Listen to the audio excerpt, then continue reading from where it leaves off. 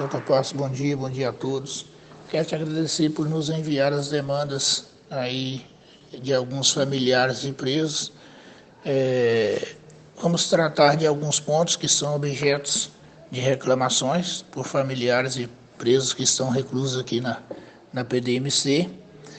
Dentre esses pontos, nós vamos falar do recebimento do SEDEX, envio e recebimento de cartas, e também vamos falar da situação da parte elétrica e hidráulica da PDMC.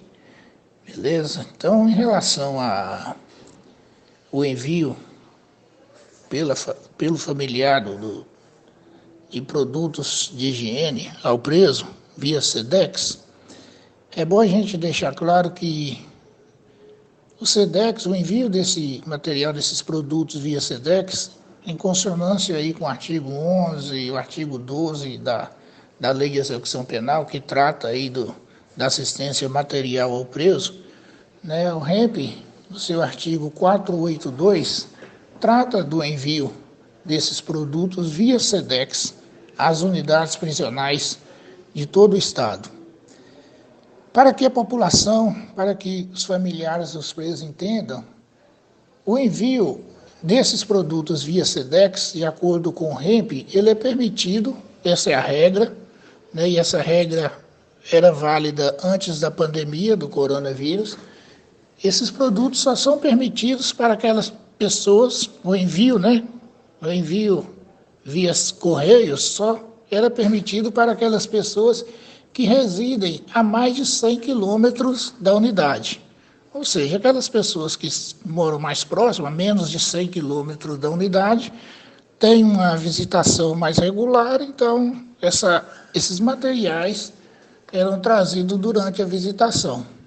Com a pandemia, a Secretaria, através do Departamento Penitenciário do Estado de Minas Gerais, visando aí, a continuidade da assistência material ao preso, ela desconsiderou essa regra do envio acima de 100 quilômetros, para quem reside acima de 100 quilômetros, e passou a receber o SEDEX enviado independente de onde a pessoa reside. Então, esses produtos, durante esse período de pandemia, passou a ser autorizado o envio via SEDEX, via correio, independente da localização de residência da pessoa, do visitante. O que aconteceu com isso? Antes, como só poderia ser enviado por pessoas que residem a mais de 100 quilômetros, a gente recebia uma quantidade muito pouca de SEDEX. Por quê? 95% dos presos aqui reclusos são presos da região. Então, essa assistência era prestada diretamente pela visita, quando vinha a unidade, já trazia esses produtos. Como mudou a regra e a visitação está suspensa, passou-se a permitir que os produtos sejam enviados por todos.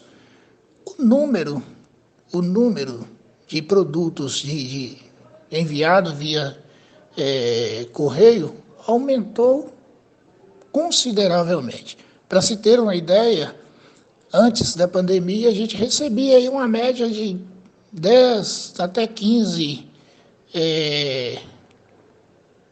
SEDEX por semana. Agora a gente recebe de 300 a 400 SEDEX por semana, caixas com esses produtos por semana. Embora seja permitido de 15 em 15 dias, mas toda semana nós vamos ao correio buscar esses materiais e geralmente gira em torno de 300 a 400 caixas de produtos que devem ser vistoriadas, censuradas, antes de ser entregue ao indivíduo. Em relação às cartas, é outro item também que aumentou consideravelmente. Tudo isso resultado da suspensão da visitação. Se a família não vem, a forma de comunicação é através de correspondência. Então, aumentou e muito o envio de correspondência. Toda segunda-feira a gente pega essas cartas nos pavilhões com os presos, e essas cartas também têm que ser censuradas antes de ser enviadas aos familiares. Da mesma forma, passamos a receber um número muito maior de correspondência da família ao preso. Tudo isso com o mesmo número de servidores na censura que são responsáveis por fazer, são responsáveis por censurar essas cartas. Então, é bom a pessoa entender que aumentou o serviço, mas a quantidade de servidores continua o mesmo. E as policiais penais que trabalham no setor não têm medida de esforço, trabalham arduamente para que seja entregue em tempo célere esses materiais.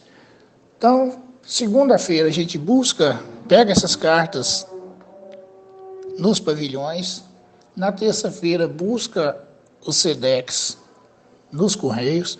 Os SEDEX são entregues toda sexta-feira. Então a gente busca lá durante a semana, tem que censurar as cartas que estão chegando, tem que censurar as cartas que estão saindo. Na sexta-feira censura o SEDEX e envia para os presos.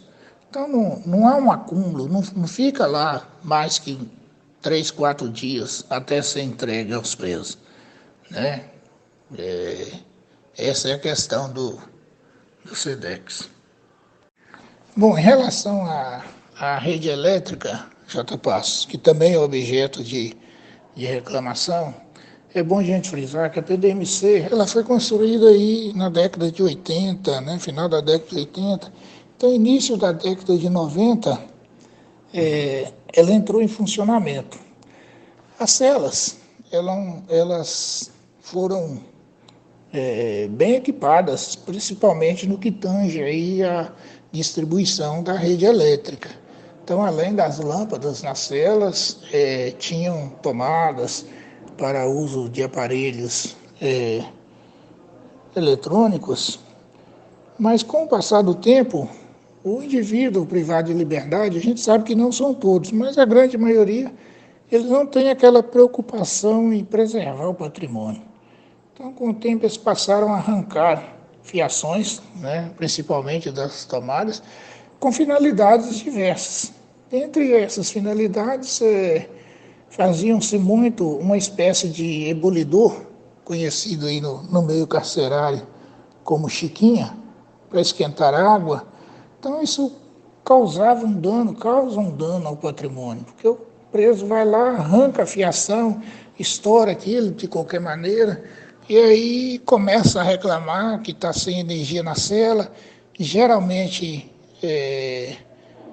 nós fazemos a manutenção, né, ou fazíamos a manutenção, né, os serviços gerais ia lá, fazia manutenção, colocava nova fiação no local, mas isso não perdurava por muito tempo, não.